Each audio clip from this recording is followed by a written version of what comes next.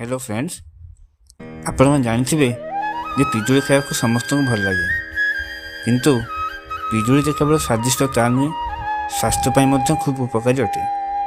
पिजुड़ी रे vitamin A, C, potassium एवं fibre प्रचुर मात्रा थाए। सेथिपाई पिजुड़ी को गरीबों का सेव बोली कह जाए। आपण जानी आश्चर्य हेबे जे जो माने पिजुड़ी खाती तांकटारे कैंसर रोग दूरे जाए किंबा यह हबार चांस कम थाए। पिजुड़ी खाइबा द्वारा रक्तहीनता कोष्ठकाठिन्य दूर हुए। तेबे आसन जानिबा मधुमेह बा डायबिटीज पई यह किपरि औषध भाव काम करे।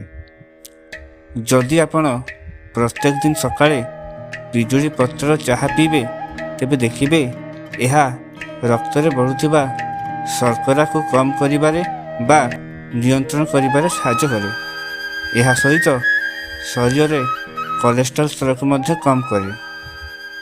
तेबे यही चाहा करिबा विधि मत जानि नियंतु। प्रथमे गोटे पात्र रे गोटे कप पानी नेबे, सेथिरे पिजुड़ी पत्र 2टा किंबा 3टा नेबे। ता सहित गोटे चामच चाहा पत्ती पकाइबे।